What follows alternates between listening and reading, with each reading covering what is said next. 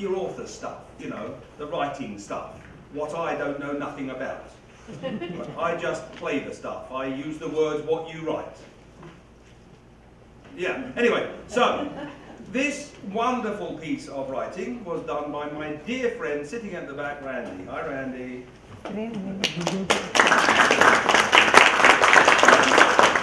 Believe me, if it wasn't for Randy, this would not be existing tonight. Some of you may be saying, oh, that would have been good, but that's not the point, okay? The fact is that Randy and I got together and put this thing together, and it's absolutely wonderful. We're enjoying it. Don't really care about you. But the idea is, please, well, Randy, did you enjoy the way in which this was presented to you? Just say something. Actually, all I did was watch. Yeah, he was watching something else. He doesn't know what the heck we did, but that's good. Probably the best thing for him. Does anybody have any questions for Randy? Yes. Oh, good Lord, that's wonderful. Hello, dear. Who would like to lead? I was wondering if there is a longer part to the story, if that was just an excerpt, or is that... Is that an excerpt, or is there more to this? It is an excerpt. It is an excerpt from how long? Is it a book? Is it a short story? What is it? It's a long, short story. It Okay, sounds like a then. very fun piece to read. It's a long, short story, and it's great. I have to say, it's good fun. Anybody else got any questions? I love the accents. I just wondered if Randy had put the accents in phonetic spelling. No. What actually? Here's the funniest thing. Here's the funniest thing. I used English as my accent. Not very What's funny about authentic. that? I'm telling you what happened. And because Bill was English. Although if I had spoken, I would have recommended a slightly different way of writing if we wanted, because the English in the 16th century was not quite what I speak. The Phi, we actually have a gentleman from Ukraine or somewhere silly, who he's actually one of my favourite actors. We have a lot of fun. And he happens to be a Ukrainian actor. And actually he did a monologue. He did an audition for us just the other day. We're doing some other stuff later. And his audition was in Ukrainian. We understood every word. But it was absolutely magnificent. We enjoyed it. And his accent, he used what he knows to be the best. The American did an American accent, and that was that. The young lady playing Jane Austen, and Jane Austen was British. What? But she wasn't. This is a lovely American young lady. You will see her later. And she was wonderful. She did a beautiful English accent. I approved it. Very good. It must have been good. Yes, it was good. Was it? Wasn't it bad? It was pretty good. Wasn't it? Yeah. We've even got Brits at the back there saying they thought it was good. What's he know? Anyway, yes. So good question on the accents. We're doing our accents as we can tonight. As, you know, I may even do an American one. I don't know yet. See how we go. Well, sort of American. See how it goes. No laughing at me. All right, that's not fair. You've been here longer than I have. Just about all of you. Right. Anything else? Any other questions? How long is this long short story? It's about 3 foot 4. How long is this long short story? How many words, or what, how would you measure it? About 10,000 words. 10,000 words. No, I don't mean that. I meant characters. I'm sorry. Oh. How many characters? Yeah. William, Fedor. Oh, there's several others, yeah. Yeah, several. For I think he's for- saying you have to buy it and read it to find out. Just guessing there, you know. And you can buy it through me, $10,000. I'll make sure you get a copy. Yes, my dear. Are these, in presenting a writing, are they available, published, or are they available online? Or? I'm available if that's any use. Are they available for people? Are they? Well, I they're, don't in know the, published. they're in the book, in the little booklet. Oh yes, you've got it. You've got it there, but you've got the form that we're using. All right, they're in about 0.4 fonts, so I wouldn't bother trying to read them at the moment. But they are in there, and good luck with that. I've got a pair of glasses out the back if you need them, and I'll only charge $50,000 for that. Good question, thank you. Anything else? No? Good. We can get on then with feeling special, and I am.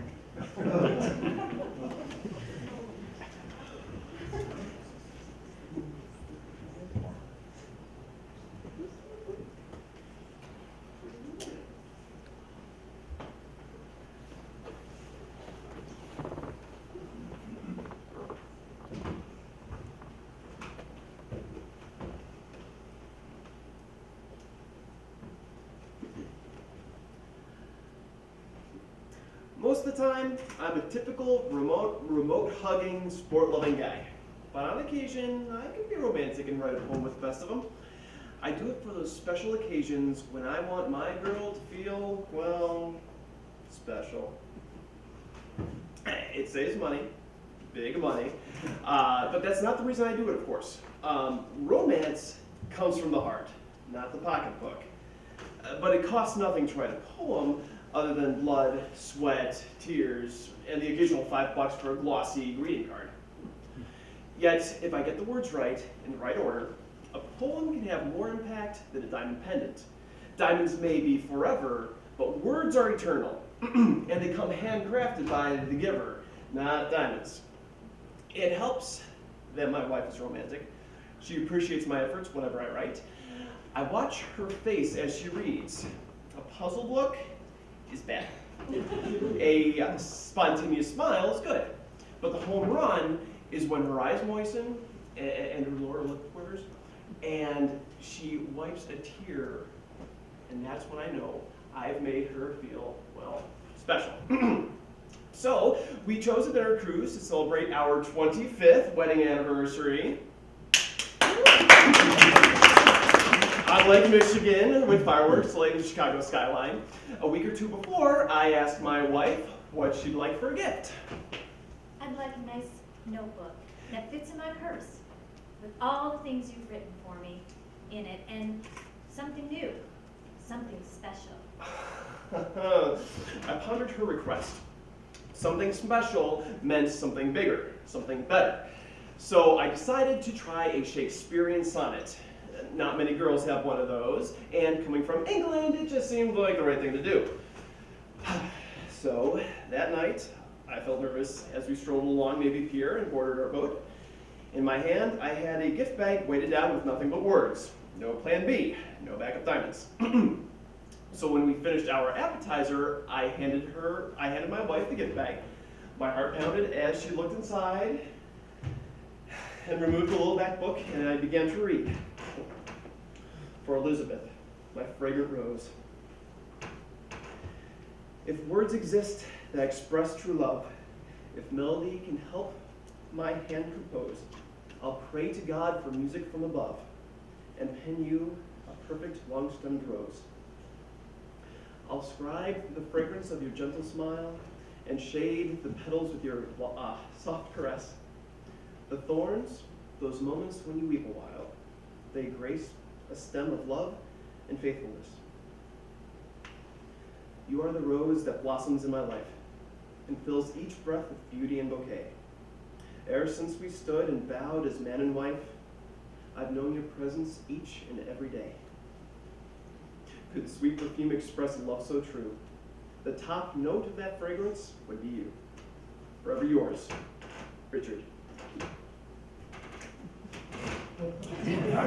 Her eyes moistened and her lips quivered, and I think she felt, well, special.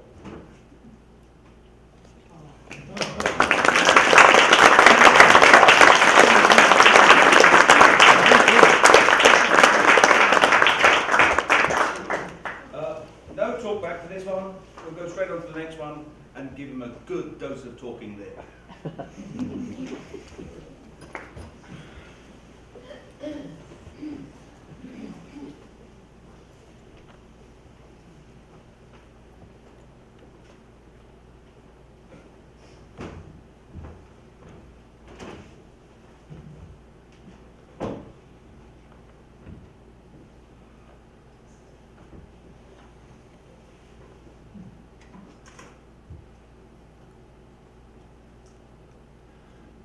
Began to see me when I bought a 2004 white Honda Civic. And I saw myself driving south as I was driving north. I wondered what I had done in that life going one way, while in this life I was going another. Of course, I only saw the car like mine heading in the other direction. Not another actual version of myself, yet the idea of multiple me's driving about ignited my imagination.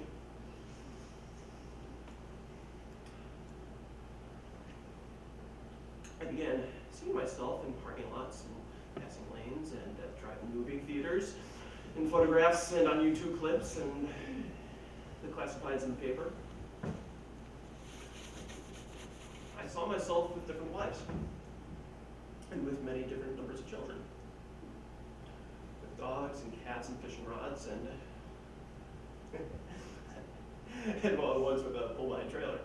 It was weird. It was fun for a while, all these me's, a game with only perks. But, and then it turned, darkly so. When I bought a blue striped shirt, it moved the game. It moved the game from out to the person behind the wheel. It still wasn't me in the other car, but I wondered what I would feel. I saw me driving a speeding car and wondered, why did I hurry? I saw me outraged in a traffic jam. Why was I so worried? Why all the anger? Why all the rage? Why? All these feelings beating at my soul for all the means. I cried.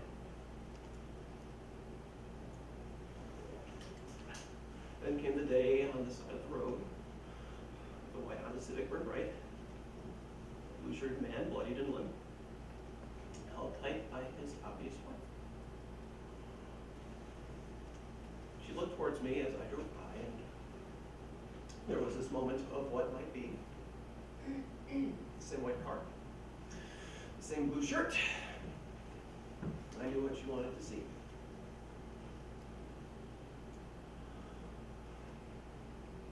When our eyes met, I wished it were true. I wished her dream could give her. I wished for her man's life to return. I wished pain would abandon the earth. After that day, I saw myself in the wind, in the rain, in the sun, every second of every day. I and the universe became one. I could not escape being a part of it all, wishing with life as it arrived. I tried to withdraw, but could only fail, because without me, it would not survive. Of course, I knew it was not sane, so involved with all that there is, but the me that was had dissolved away and flowed into a glorious abyss. Oh, I still drive, but I only observe, as if studying for a final exam. I know that when I die, all eternity will end. Creative God that I am.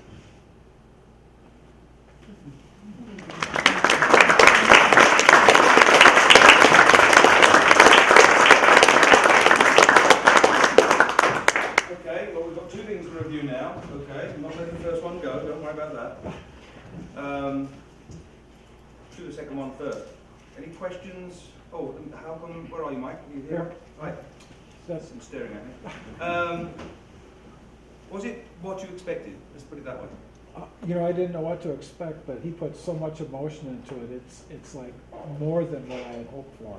It's it gave it a different meaning altogether.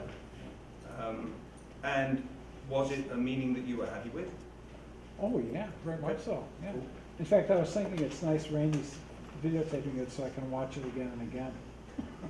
You think? Okay. Okay, fine. That just put the price up of the video. The again and again bit was what did it. Okay, that's on tape, isn't it? So, any questions for Mike on this piece? You know, a question that's often asked of me is, do you really cry when you're on the stage? And the answer is yes. Absolutely we do. I'm known for it. Actually, yes, you can become emotionally involved in pieces. Totally. And totally dissolve. But you carry on. It's like a singer, and singers have more of a problem because they've got to sing through the tears. We only have to talk through them.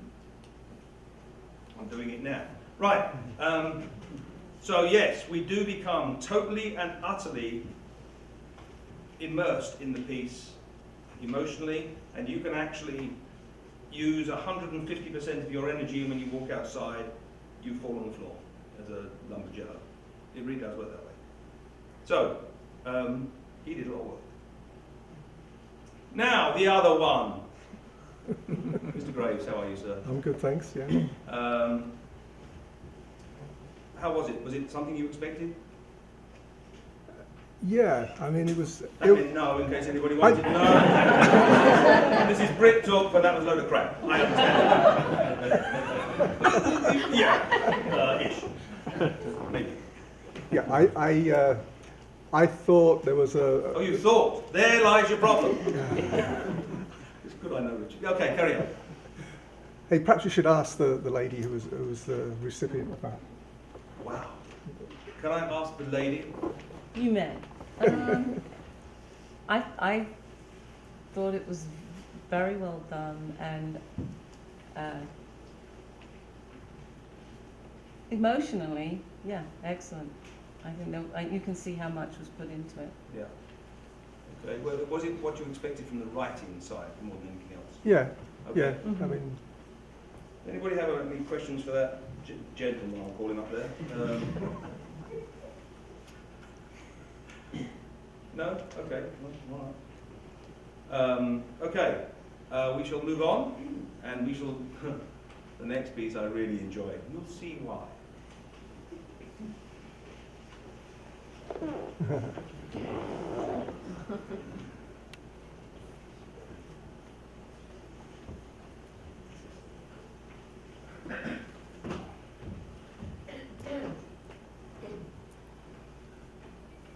Why, yes, darling, I would like a drink. So that come from Manhattan, bless your heart. Smooth and powerful, just like you. Light me up a cigarette, will you, big guy? Unfiltered, if you got 'em. I like to taste the taste effects of tobacco leaf on my tongue, all sickly sweet and tangy in between draws. Gives my tongue something to do, you know? Nah, sugar, I'm sure the girls back in Tupelo, Mississippi, they ain't nothing like me. Not that I wasn't all sweet, innocent, and giggly once upon a time. Now I'm sweet and tangy, just ready to taste. Why'd you have to go and kill the mood, honey, by asking a question like that? You corporate types always thinking business. A, B, C, D, am I right? Always be closing the deal.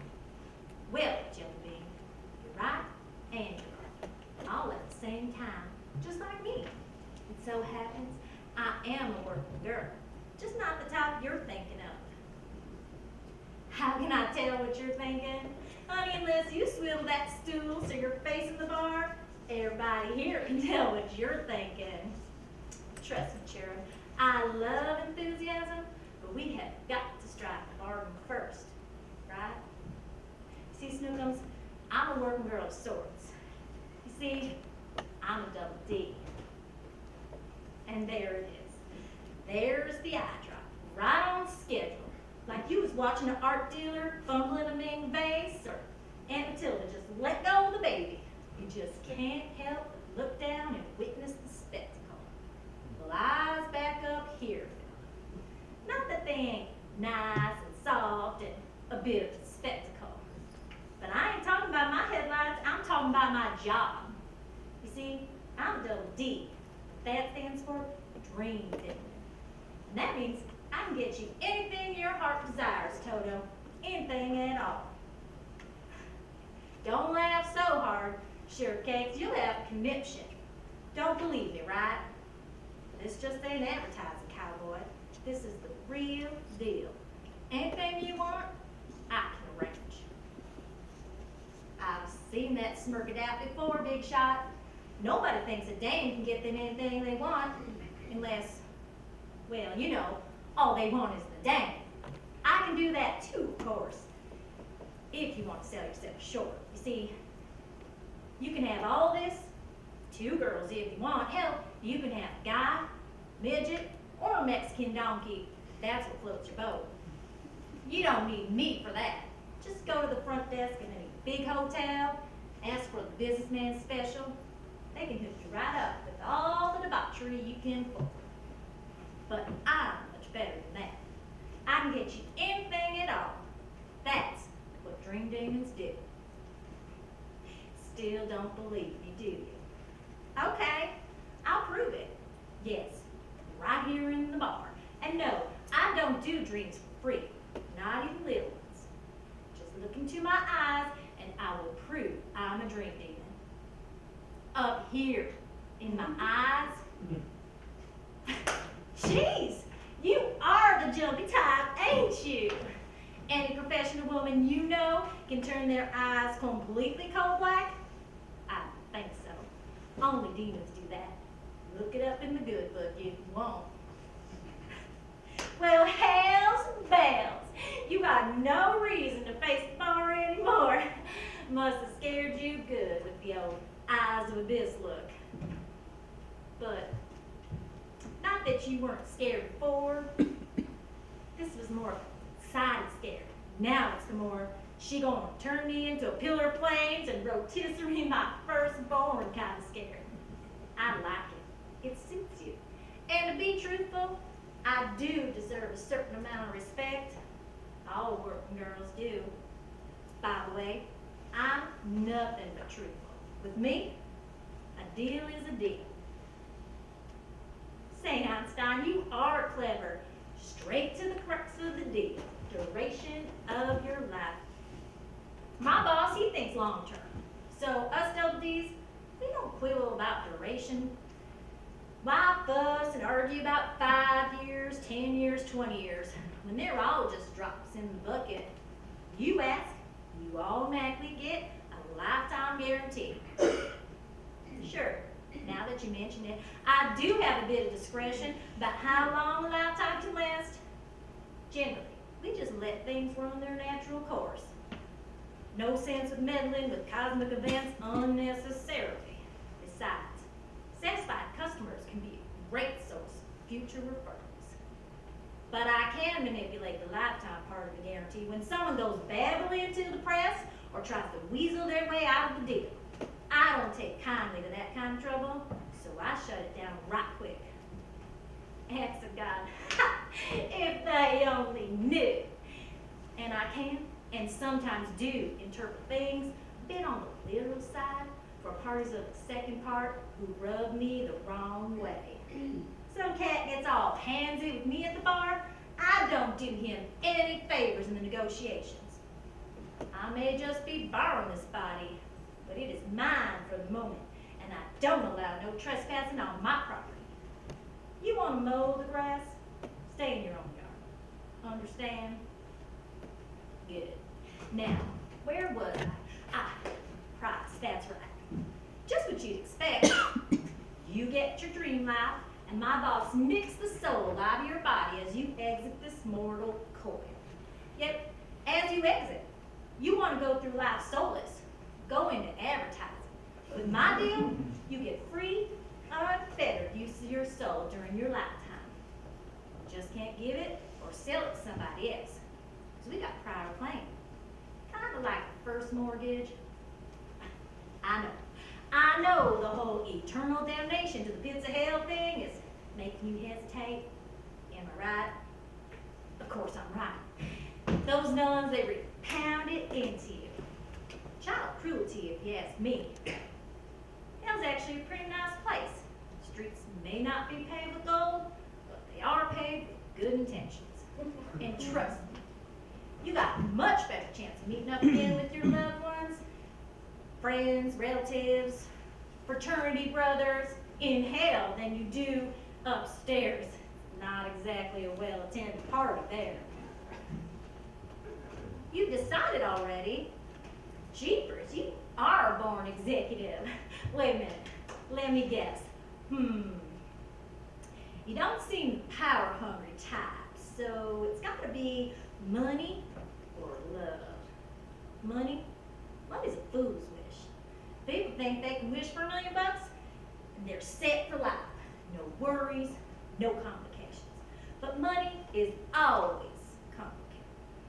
Say you wish for a big load of cash, and I pay off the deal, because that's how things work with Double D. Suddenly, you got a big load of cash, and everybody, they want it. They want to know where you got it, who'd you rob, where'd you find it. And even if you convince them you ain't a crook, government wants to tax it.